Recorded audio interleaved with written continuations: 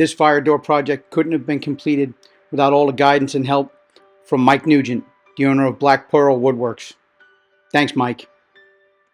This door came off of a house that we had a fire in during Hurricane Irma. Brian White and I had entered the house through this door. There was a massive explosion inside the house. The force from that explosion picked Brian and I up, threw us feet first out the front door. The door slammed shut and the house disintegrated before our eyes. I went back to the scene a couple of days later, saw the door, and in that moment I decided I wanted to make a table out of that door. Mike suggested that we make the base of the table out of mahogany, so we started with the legs. We had to cut everything down and then glue it all together before we could put it on a CNC machine. Mike did all the work to the base. This is what he does, so I left it in his hands. Always the mentor, Mike imparted a lot of knowledge on me during this project. He didn't just do the work, he taught me step by step how to do the work so that I'd have a level of comfort for future projects. We'll say this, he really does make it all look real easy. I wanted to leave the door in its natural state from the fire. I didn't want to change anything. But because of the coating that was on the door, the 1-to-1 part epoxy mix wouldn't stick with it. So I had to sand it down, and I decided that I'd do a burn on it to complete it. Alright, this will be the top side. Getting ready to coat it so that air bubbles don't leak out later on. Thing's going to look ridiculously cool. Hindsight being 2020, we should have sprayed it with a lacquer or an epoxy before I coated it.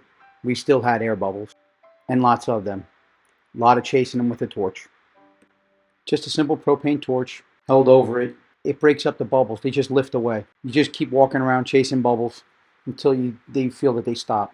We did a good job on this part of it, but it was so porous that it kept on absorbing the 1-to-1 epoxy. So we should have probably sprayed it when we were done to really finish it off. We built the form out of melamine, which is the standard practice.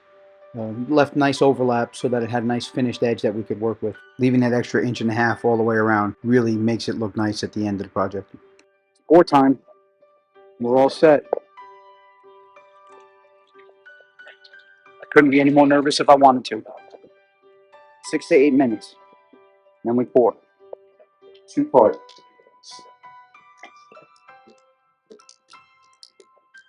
Liquid glass. Hardens in. Timer set. First pour is in. Mixing the second pour. Mike's getting out the air bubbles.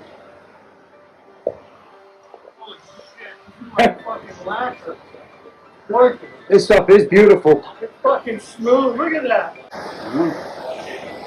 Mixing the second pour.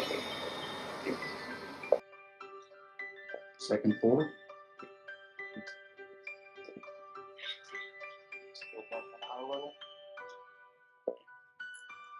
Mixing up the third. The last pour is done.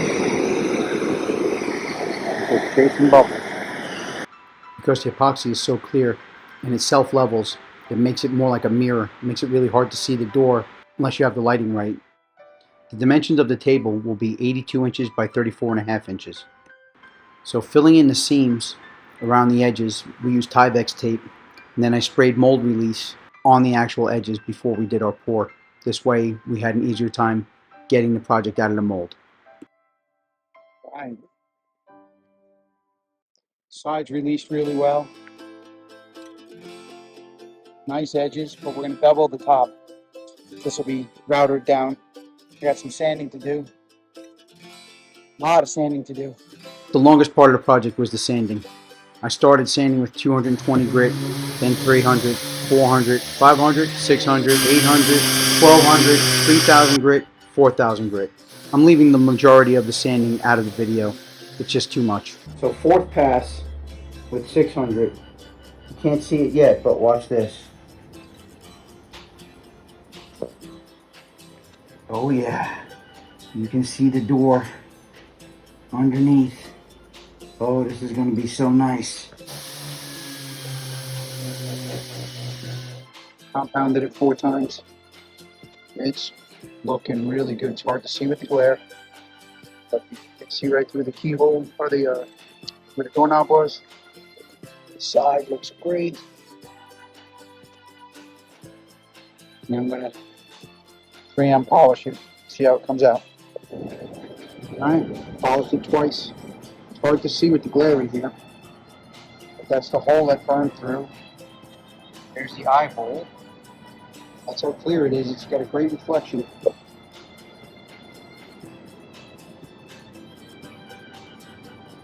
It's just the compounding. Probably compound it one more time. While I was doing all this, Mike finished off the base, put it all together, and then spray lacquered it for a nice beautiful finish on it. He installed threaded metal feet into the legs so that he could use it as an outside table without water intrusion. Finally done.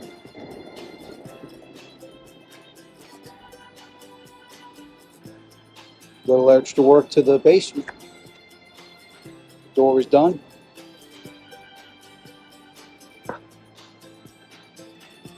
Thanks to the old man, the goat. She's going home today. My only regret for this project is that I filmed it the way I did. This was all just Instagram stuff. I should have actually taken out my GoPros, set them up, and filmed it the right way. The next epoxy door that we do, we'll make sure that we have it filmed properly so I can make a better video. If you're interested in a table like this, you can just contact Mike Nugent at Black Pearl Woodworks. His number is going to be at the end of this video. You can also reach out to me through the comments section on this video. I'll get back to you as soon as I can.